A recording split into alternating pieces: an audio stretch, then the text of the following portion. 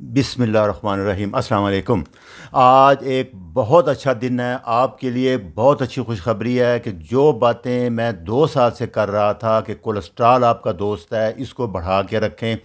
ٹرائیگلیسرائڈ اثر مارکر ہے جو نقصان دیتا ہے ہارٹ اٹیک کے لیے۔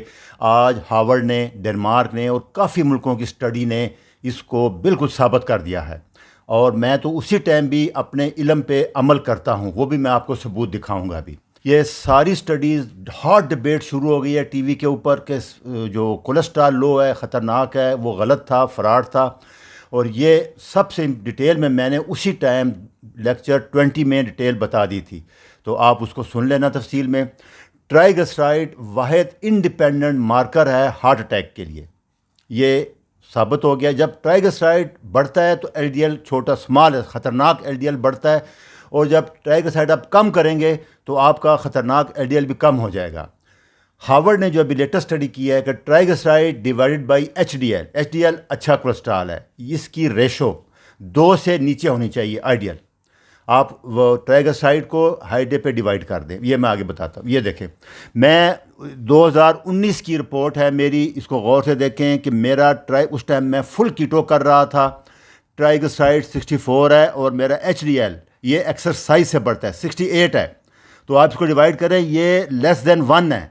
میں اس ٹائم اپنے علم پہ عمل کر رہا تھا، اور ابھی میں نے کل پھر کروائی تھی آپ لیکچر کے لیے، 94 آئی ہے اور ایچ ڈی ایل 66 ہے، تقریباً اتنا ہی ہے، تو یہ بھی تقریباً 1.4 بنتی ہے۔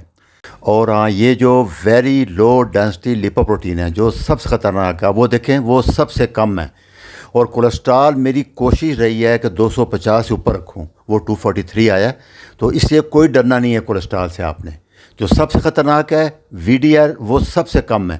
جو ہی ٹرائیگلیسرائڈ کم ہوگا، خطرناک کولیسٹرول خود کم ہو جائے گا۔ تو بیسٹ فارمولہ یہی ہے، باقی سب چھوڑ دیں آپ، triglyceride divided by H D L. میں آگے بتاؤں گا کہ کیسے بڑھانا ہے اور کیسے کم کرنا ہے۔ تو میری رپورٹ 1.4 ہے۔ ایچ ڈی ایل انکریز ہوتا ہے ایکسرسائز سے، ایچ آئی ٹی ٹی سے اور ویٹ لفٹنگ سے۔ دوسرا، کیسے لو کرنا ہے ٹرائیگلیسرائڈ، یہ میں پچھلے لیکچر میں ہی بتا چکا ہوں، آپ دوبارہ سن لینا۔ کاربوہائیڈریٹ لو کریں، میں نے بڑی تفصیل میں لیکچر 20 میں بتایا تھا کہ کاربوہائیڈریٹ، شوگر، گندم، چاول، یہ جا کے لیور میں ٹرائیگلیسرائڈ میں کنورٹ ہوتے ہیں، یہ ذہن میں رکھنا ہے۔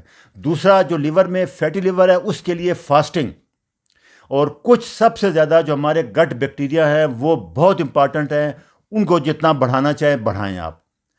پھر میں دوبارہ بتا دوں کہ چینی چھوڑ دیں، شوگر چھوڑ دیں، گندم، چاول، جتنے کاربوہائیڈریٹ ہیں یہ سب چھوڑنے پڑیں گے آپ کو۔ اور دوسرا، اگر بڑھانا ہے تو اومیگا 3 فیٹی ایسڈ، جیسے ایکسٹرا ورجن اولیو آئل ہے، مچھلی ہے، فش ہے، کولڈ لیور آئل ہے، یہ سب بڑھائیں۔ یہ ٹرائیگلیسرائڈ آرٹریز کو پریس کر دیتا ہے، انفلیمیشن، بہت انفلیمیشن کاز کرتا ہے، یہ میں ڈیٹیل میں کافی دفعہ بتا چکا ہوں۔ اس لیے ابھی ٹیسٹ میں آپ نے جو چیز نوٹ کرنی ہے وہ ٹرائیگلیسرائڈ ہے، یہ کافی سٹڈیز میں آ رہا ہے۔ چھوڑنا کیا ہے آپ نے، وہی آپ کو بتا دیا میں نے سارا، ڈرنکس وغیرہ سب، چاکلیٹ، میٹھی چیزیں آپ زیادہ کریں، سلاد، سبزیاں زیادہ بڑھائیں، فاسٹنگ زیادہ کریں، اور ایکسرسائز کریں۔